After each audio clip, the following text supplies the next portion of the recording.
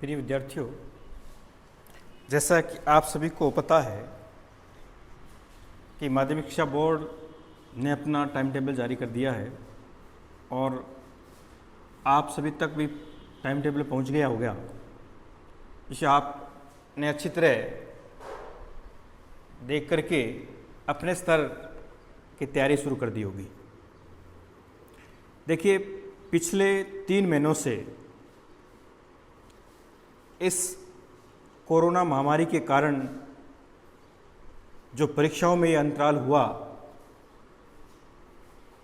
ये लगभग विद्यार्थियों के लिए नुकसानदायक साबित होगा।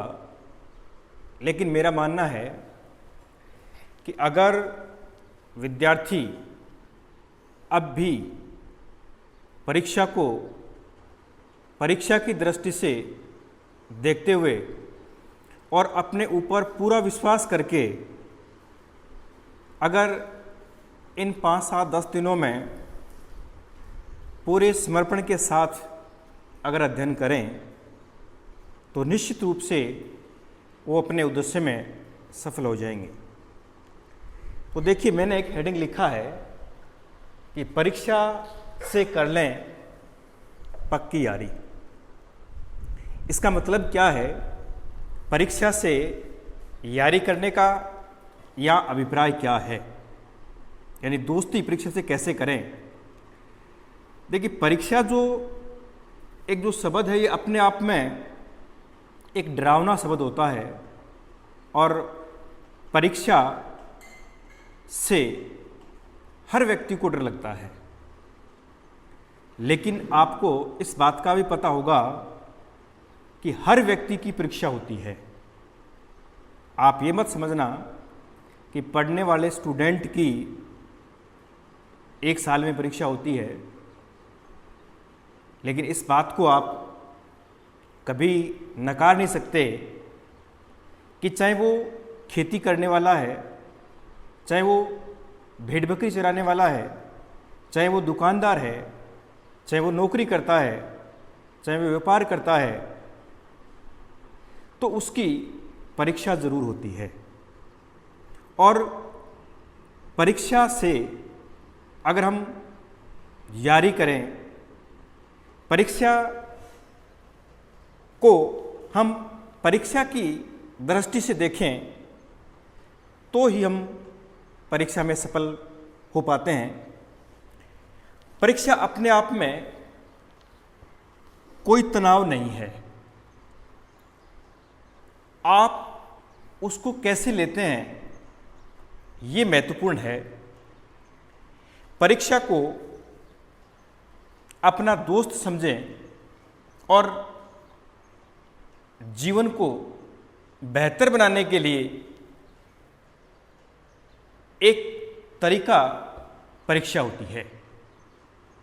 क्योंकि अगर परीक्षा नहीं होगी तो जीवन बेहतर किस रूप में बनेगा? ये कह दें कि जीवन अच्छा कैसे बनेगा? और जब तक आपकी परीक्षा नहीं होगी तो परीक्षा के बगैर आपका रिजल्ट नहीं आएगा कि आप अपने कार्य के प्रति कितने समर्पित हैं। इसलिए आपका जो सकारात्मक नज़रिया है, आपका सकारात्मक नज़रिया आपको जीवन की हर परीक्षा में अपना श्रेष्ठ देने के लिए प्रेरित करेगा। इसलिए आप सभी विद्यार्थियों से मेरा एक निवेदन है कि आप परीक्षा को परीक्षा की दृष्टि से देखें और इसको बोझ न समझें, क्योंकि आप पिछले 90 दिनों से आपके दिमाग में एक विचार कुछ दिन पहले आया था कि शायद परीक्षाएं नहीं होगी और अगली क्लास में प्रमोट कर दिया जाएगा। वो भ्रांति थी। तो इस बात से आप बच नहीं सकते कि परीक्षा नहीं होगी।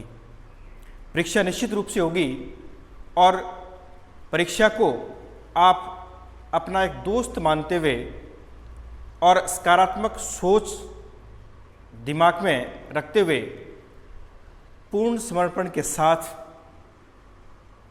परीक्षा देनी है, ताकि आपका जो लक्ष्य है वो लक्ष्य आपको हासिल हो पाए। ऐसी मेरी ईश्वर से प्रार्थना है। अब देखिए, परीक्षा में हमें क्या करना है, सिलेबस की तो बाद की बात है। इससे पहले अपने आप को तैयार करना है कि मेरे को परीक्षा देनी है। जैसे कि क्लास 12th में 22 जून को भूगोल का पेपर है और 24 जून को ड्राइंग का, 25 जून को हिंदी साहित्य का। देखिए, टाइम आपको काफ़ी लंबा मिल गया, लेकिन मेरे को पता है कि आपने पिछले इन 90 दिनों में परीक्षा के रूप में पढ़ाई नहीं की। लेकिन अब जो एक बहुत सीमित समय है, इस सीमित समय को ध्यान में रखते हुए पूर्ण समर्पण के साथ आप लग जाइए, ताकि अभी भी आपको अच्छे अंक मिल पाए। इसके लिए आपको क्या करें, आप किस रूप में रहें। पहला तो यही है कि परीक्षा से डरे नहीं। पहला काम आपका रहेगा, परीक्षा से डरे नहीं। यानी परीक्षा, आपके दिमाग में एक डर बैठ गया। हालांकि जब परीक्षा रनिंग में थी उस समय तो डर नहीं था, लेकिन अब हल्का सा डर है। तो परीक्षा को डर मत समझें, परीक्षा से डरे नहीं। खुद पर विश्वास करें, आपकी अच्छी तैयारी है, और परीक्षा को दिमाग में सकारात्मक सोच के साथ आप पेपर करें, ताकि वो पेपर आप पर हावी न हो। दूसरा, खुद को एलियन बना लें। खुद को एलियन बना लें। देखिए, खुद को एलियन बनाने का मतलब है कि आपका ध्यान सिर्फ आपके सिलेबस पर, जो आपका सिलेबस है उस सिलेबस पर अपना ध्यान केंद्रित करें।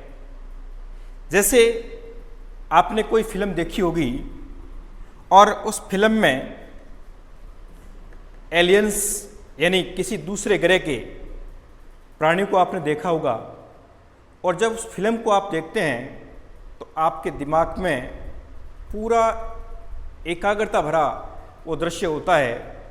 अपना दिमाग पूरा एकाग्र करते हैं और वो चीज़ आपको परमानेंट याद रहती है। तो खुद को एलियन मान करके आप समर्पित होकर के पढ़ाई करें। तीसरा, एक समय में एक ही काम करें। एक समय में एक ही काम करें। देखिए, इसका मतलब है कि जिस विषय का पेपर है उस पेपर को आप एक समय में एक ही काम करें। इसका मतलब है कि जो आपका निर्धारित सिलेबस है उस सिलेबस को आप अलग अलग पार्ट में डिवाइड कर लें। समय निश्चित कर लें कि मेरे को 2 घंटे ए सेक्शन पढ़ना है, 2 घंटे बी सेक्शन पढ़ना है और 2 घंटे सी सेक्शन पढ़ना है। तो इससे फ़ायदा क्या रहेगा कि एक तो आपकी जो रेगुलरिटी पिछले 90 दिनों से टूट गई है, तो उससे में भी आपको काफ़ी फ़ायदा होगा, क्योंकि आप लगातार 5-6 घंटे नहीं पढ़ पाते हैं। तो कम से कम 1 घंटा या 50 मिनट पढ़ें, उसके बाद में फिर थोड़ा अंतराल ले लें और उसके बाद में फिर 1 घंटा या 50 मिनट पढ़ें। तो इससे क्या होता है कि एक तो जो चीज़ आप पढ़ रहे हैं वो अच्छी तरह आपको याद हो जाएगी और हमेशा के लिए वो आपकी मेमोरी में फीड हो जाएगी। इसके अलावा शारीरिक सक्रियता बनाए रखें।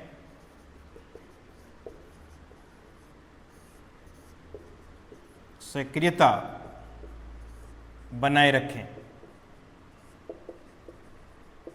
देखिए, जो भी चीज़ आप पढ़ते हैं, चाहे आप मैथ पढ़ते हैं चाहे हिंदी पढ़ते हैं, उसको आप शारीरिक दक्षता के साथ, जैसे शॉर्ट नोट बना लें या कुछ चीज़ें जिसको आप बार बार भूलते हैं तो एक बार उनको लिख के देख लें। तो इससे क्या होगा कि शारीरिक और मानसिक दोनों रूपों में अगर आप एक्टिव रहेंगे तो निश्चित रूप से वो चीज़ आपको फायदा देगी। और पढ़ाई ऐसे करें जैसे कोई आप एक किताब लिख रहे हैं। तो ये सारी चीज़ें आपके लिए ज़रूरी हैं। और जो बीच में कुछ डिस्टर्बेंस हुआ, कुछ इस महामारी के वजह से एक परेशानी आई, तो वो परेशानी आप पर हावी न हो, इसलिए ज़रूरी है कि आप इस परीक्षा को अपना दोस्त समझते हुए इस परीक्षा को आप दें, ताकि आपका जो लक्ष्य था वो लक्ष्य पूरा हो जाए। देखिए, कुछ दिनों पहले काफ़ी मीडिया में चर्चा में थी बात कि परीक्षाएं नहीं होगी, और ये आपको पता है अगर परीक्षा नहीं होती तो निश्चित रूप से विद्यार्थियों का मूल्यांकन नहीं हो पाता। और उसमें विशेष तौर से जो पढ़ने वाले बच्चे थे, उन पढ़ने वाले बच्चों को निश्चित रूप से ज़्यादा नुकसान होता अगर सरकार परीक्षा न करा करके अगर पिछले पेपरों को आधार मान करके अगर अगली कक्षा में प्रमोट करती तो। क्यों? क्योंकि इसमें दो विशेष तौर से 10th क्लास के लिए दो मेजर सब्जेक्ट थे, जिसमें मैथ और सामाजिक विज्ञान। दोनों में ही विद्यार्थियों का अवलोकन होता है, मूल्यांकन होता है, क्योंकि मैथ जो है प्रत्यक्ष रूप से विद्यार्थी की IQ पर डिपेंड करता है, और इसके साथ साथ सामाजिक भी व्यक्ति यानी बच्चे की जो समझ है उस समझ को उजागर करता है। जैसे कुछ विद्यार्थी मैथ में ठीक हो सकते हैं, लेकिन सामाजिक में और हिंदी में कमज़ोर हो सकते हैं। लेकिन जब ये दोनों पेपर होंगे और उन दोनों पेपरों को करने के बाद जो विद्यार्थी अच्छे अंक लेंगे तो निश्चित रूप से उनका रिजल्ट भी प्रभावित होगा।